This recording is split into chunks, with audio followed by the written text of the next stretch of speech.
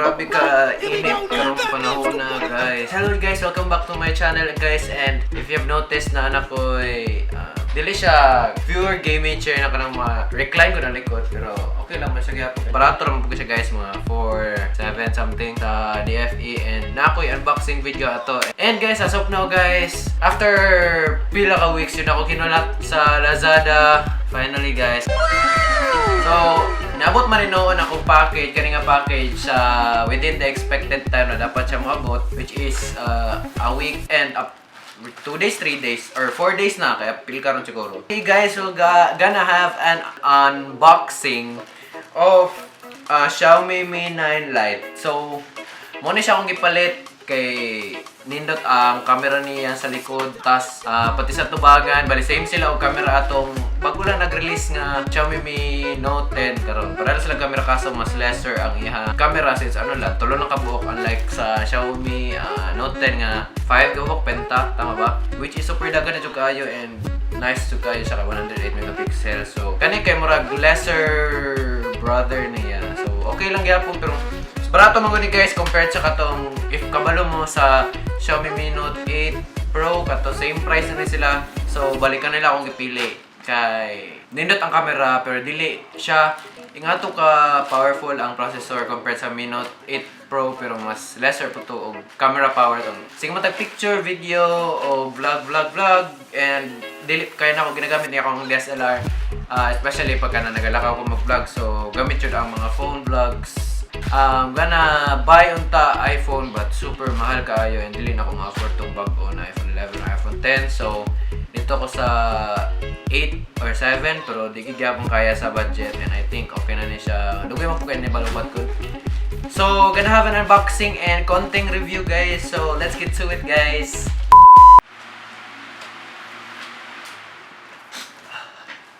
Sa moto guys, kada cut na ako sa video. Kaya nagpa-electric fan ko kay init yung kayo. Pero dinfresh ko lang ni, then ako lang dahil gipalit. Gikan pa rin siya from Hong Kong. Kay tungod, mas na-release ni una dito. Tapos, ang price niya kay, murag, compared sa mga price diri sa Pilipinas, when it comes to this brand o model, kay 3,000 less. Let's unbox this guys. So pagkuha na ko na yung na to ni Kuya kay kung mag-ano na ni kaya warranty daw. Pero hopefully di po na to ni sira-sira or may. Or di na to tuyo nagsira. Para dili gud maano gud madaot ba kay warranty ani GG na nabi. So okay, pagtanggal na to, wow amazing. Nato yung resibo. Ooh, wow, X. Based sa akong remember nga ang mga Xiaomi phones kay ang mga charger nila kahit international na mga charger, so katong duhagod ka marag ko dili siya kanang katong saksak diretso, so dapat naka adapter. So oh my god, butan kay nag-seller ba yo. So na-provide siya og travel adapter. Travel adapter para sa to charger. Thank you so much. Wala ko yan ay extra bayad ba ito. And okay guys, so basa na akong sales invoice, delivered to, name, then Davao, Xiaomi Mi 9 Lite, 6GB RAM, tas 64GB internal storage, dual SIM LTE, official global version, still brand new. Price is 11,920 day. Sold by TNL Telecom. Thank you so much for and everything. Pati pag-add sa bonus na to nga adapter kay nice kayo. Amazeball. Oh my god! Oh my god. So this is guys the Xiaomi Mi 9 Lite and buy reviews, from reviews, and looking at reviews guys, tindot na siya ng phone for camera. So okay guys, sugdan na to unbox ning akong history aning Xiaomi kay nagtanong-tanong ako sa Lazada guys, then ako nakita nga barato manguto Xiaomi Mi 4X. Ang mga kuan barato, ang mga tagko o nindot na mga phone kay mahal pug gyud kayo, unlike karon na barato na lang gud maka-achieve na ka og mga dili lag na unit ana gud. And then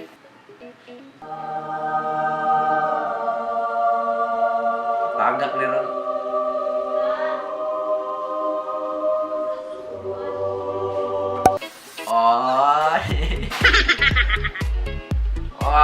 Baho-baho ka ba?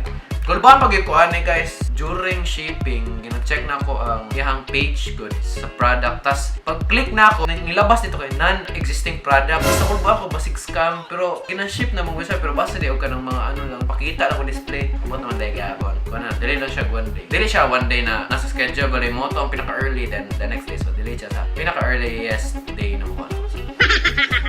Pero understandable lang, pero kurado lang kita guys. So okay guys, dara ang phone, nasa phone kay 48MP AI triple camera and 32MP AI selfie camera na 6.39, pwede na 6.4 AMOLED FHD dot drop display in-screen fingerprint sensor. So, i-compare na ako siya. So, kani guys, nasa screen iyang fingerprint sensor. Unlike kani, ako ang isa ka Xiaomi Note 5 na nasa likod iyang sensor. So, mas ayos na siya kay like wow! Unlock diretso. Unlike ani nga, murag dapat siya animation gamay. So, murag dali ka. So, basa imong kamot, dili jud siya mag-scan. Then, 4,000 high capacity battery with 18 watt fast charge. So, wow! Mas ang charge, if dali ka, maka-charge ka og mga 5%, 10% ana. Or mga nalakay 10 minutes, maka-kuan pa ka og mga around ana 10% na charge. So, the reason nga no, wala ko nag-opt for Note 8 Pro kay tungod, as I have said earlier nga, wala kay kukuan sa camera. Pero, na-realize mo na ako nga, pag okay na imuhang processor, tas kaysa mag-utilize pa ko mga grabe na processor, pero di mo kailangan. Sayang imong money good. So, dito na lang ka sa murag kung asa ka okay na processor, like tanan task nimo, mabuhat nimo, tas without lag. Dito na lang ka then, you look for other improvements which is need po din mo. Like example, okay naman ko ni 710. So, dala na mag-settle. Then, mungita na kong lain part sa phone na akong gusto. So, which is camera. Diba? Unlike atong 800 something.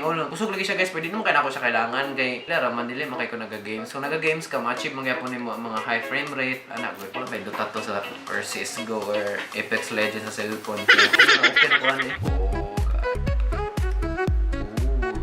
so, nasya yung mga murag rainbow reflective something. Muna ka na akong napili guys kay nagsawan ako sa black o wala design ng black. So, karon mas ninda itong design. So, muna na siya, darisan niya nato. Ato sa ang tanawon ang naas sa sulod sa box which is. So, okay guys, muna ang kuha. So, I'm gonna remove this one. Nakatari kay a box. Feel ako case ni, pero kasagaran man good Xiaomi, nandiyan siya free jelly case which is super nice. Kaya at least kung wala kay jelly case karon di at least na po guys provided jelly case. Instructions lang for warranty, then if you have no idea what you're doing with the phone. Na yan user guide for instructions on how to use the phone. Okay guys, so muna ay jelly case. Ta-da-da. And muna ako masabot guys.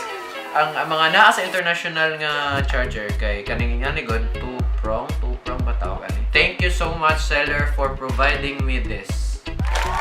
Para dili na ko ma-hassle or mangitog battery. Buto rin ako. Easy peasy lemon squeeze. Mood kayo ba? Bagong-bago, fresh yung phone. Type C. Okay guys, let's do the feeling of the, So, muna na yung satisfying feel guys.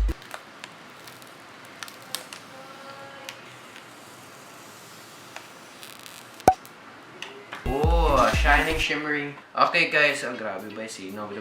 Xiaomi Communications Corporation, made in China. So, Chinese na siya nga brand pero dili na siya basta-basta nga Chinese brand. Okay guys, grabe ba sino? Jugayo, promise. More siya na rainbow sa. Oh, diba?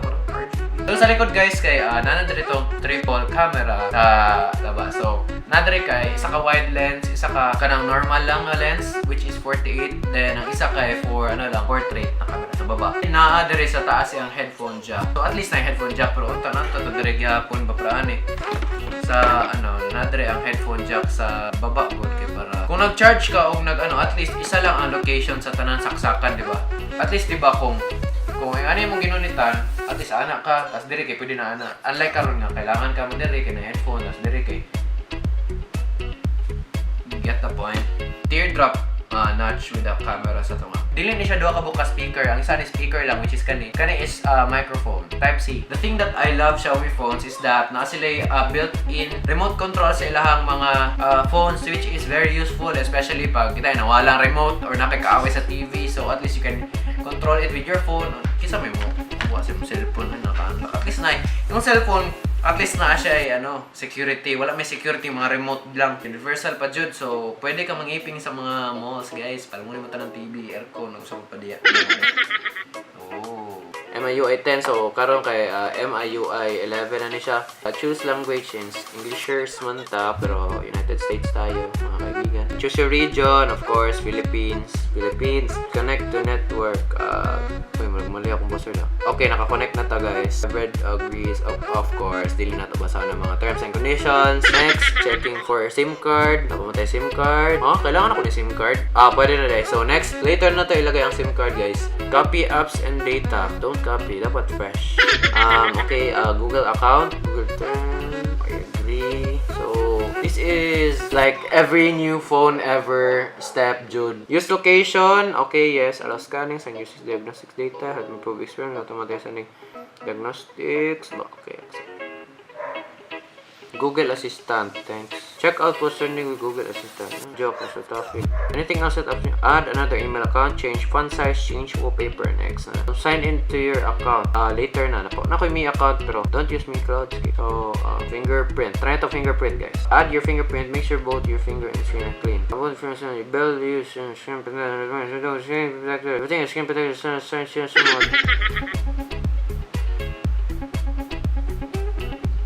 Move your finger a little, got it. Okay, done. Fingerprint, done, mga kaibigan. Done.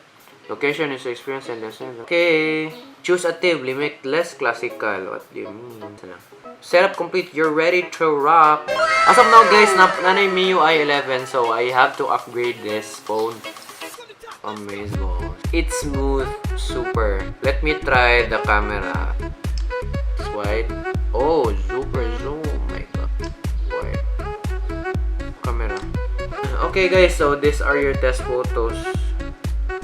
As of now, clear man ang wide. Tapos kanipod ang 2x kay amazing, guys. Wala ko nagmahaya as of now. Tapos 1x, okay ba? Klaro juga ayo ang iyang details and everything with na mga blurred. Tapos ang video, nasa ultra wide kay 720p 30 frames per second, 1080p 30 frames per second mo lang. Or sa main camera kay sa 1080p 30 frames per second, 1080p 60 frames per second, 4K 30 frames per second. I think pagdugay na po na. Kanay guys, kay 1 year na ni sobra phone sa kuha and it fulfilled its purpose and akong gusto na dugay malubat na good and okay lang ang performance, okay kaayo. Jud, tas nagamit pa jud ako pang vlog, so let's go Xiaomi. So pati ako power bank guys, Xiaomi. Akong selfie stick ginagamit ako pang vlog sa akong phone, Xiaomi gapon. So ligo ng Xiaomi kaso medyo may kamahalan lang, pero at least 'di ba? Invest sa kung unsa magdugay. 'Di ba? Yung selfie. Oh, guys, sabay pahabol. Like sa taas gud. Oh, kung nakakita mo ito guys, kaba kayo, karoon ako malawag. Amazing kayo, guys. Ano always. So guys, that is it guys. I'm so happy. Thank you so much guys. And if wala pa ka nakasubscribe sa akong channel guys, don't forget to subscribe down below. Comment down if you have any requests, comments. And guys, I hope to see you guys on my next video guys. So bye!